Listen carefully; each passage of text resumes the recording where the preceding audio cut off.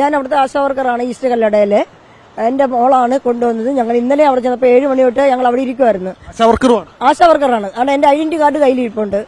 ഞാൻ അവിടെ കൊണ്ടുവന്ന് ആക്കിയപ്പോൾ ഇന്നലെ തൊട്ട് കറണ്ടില്ലാത്തത് കൊണ്ട് അവർക്ക് പറയാമായിരുന്നു. പക്ഷെ 4 മണിക്ക് പെയിനുള്ള മരുന്ന് കൊടുത്തു, 6 മണിക്ക് പെയിനുള്ള മരുന്ന് കൊടുത്തു.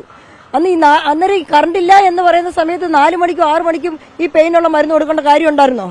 അതിപ്പോഴും ആ കുഞ്ഞിന് ആ പെയിൻ കയറിയപ്പം കാണാം കറണ്ട് ഇല്ലാത്തത് കൊണ്ട് അവിടെ സ്റ്റോർ ചെയ്ത് വെച്ചേക്കുന്ന കറണ്ട് ഇല്ല. ഇന്നലെ കാഷ്വാലിറ്റിയിൽ 24 മണിക്കൂറും കാഷ്വാലിറ്റി ഓപ്പൺ ആയതുകൊണ്ട് അവർക്ക് കറണ്ട് ഇല്ല, നിൽക്കാൻ പറ്റത്തില്ല.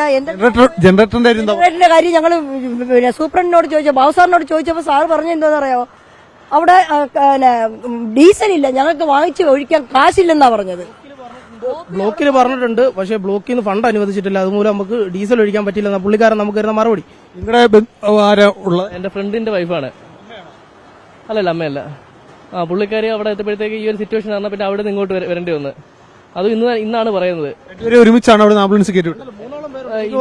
ഇനിയും വരാനുണ്ട്. 2 ആംബുലൻസിലാട്ടാ വിട്ടത്. ഒരു അബോർഷൻ കേസ് ഉണ്ട്. ആ കൊച്ചിന്റെ അടുത്തും പറയുന്നു, നില്ല് വെയിറ്റ് ചെയ്യുന്നു പറയുന്നു. ആ കൊച്ചു അവിടെ നിന്ന് കരയുന്നു ഒരു അബോർഷൻ കേസിന്. അതിന് ബ്ലഡ് ഇവിടെ അറേഞ്ച് ചെയ്തിട്ടുണ്ട്. അതും പറയുന്നു, അത് അവിടെ നിന്ന് കരയുന്നത്. ഞങ്ങളും കൂടെ അതും ഇല്ല. അവിടെ നമ്മൾ ഇവരോട് പറയുന്നത് പെട്ടെന്ന് നമുക്ക് രോഗിയെ വിട്ടതാ.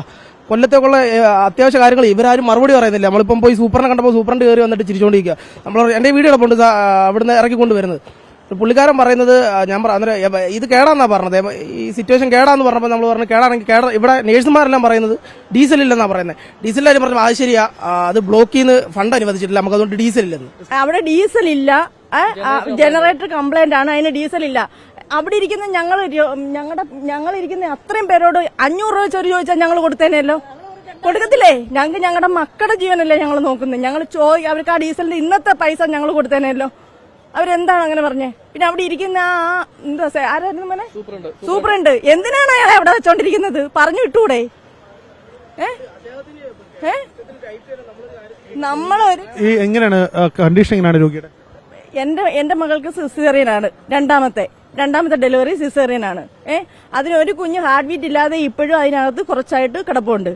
ഈ വരുന്ന വഴിക്ക് എന്തെങ്കിലും സംഭവിച്ചാൽ ഈ അവിടെ ഇരിക്കുന്ന സൂപ്രണ്ട് ഉത്തരവാദിത്തം ചെയ്യുമോ? ആ സൂപ്രണ്ട് വന്ന് ഞങ്ങളോട് രാത്രി പറഞ്ഞ എന്താ, ഞങ്ങൾക്ക് ഡീസൽ അടിക്കാൻ കാശില്ല, നിങ്ങൾ ഇരിക്കുന്ന ഒരു 500 രൂപ വീതം തരാന്. ഞങ്ങൾ ഇത്രയും പേരൂടെ ഞങ്ങളല്ലേ കൊടുത്തേനല്ലോ വേണ്ടുന്ന കാര്യങ്ങൾ. ഇത് വലിയ അക്രമമാണ് കേട്ടോ. പക്ഷെ ഡോക്ടർ നല്ല ഡോക്ടറാണ്. ഒരു കുഴപ്പമില്ല ഡോക്ടറെ പറ്റി കേട്ടോ.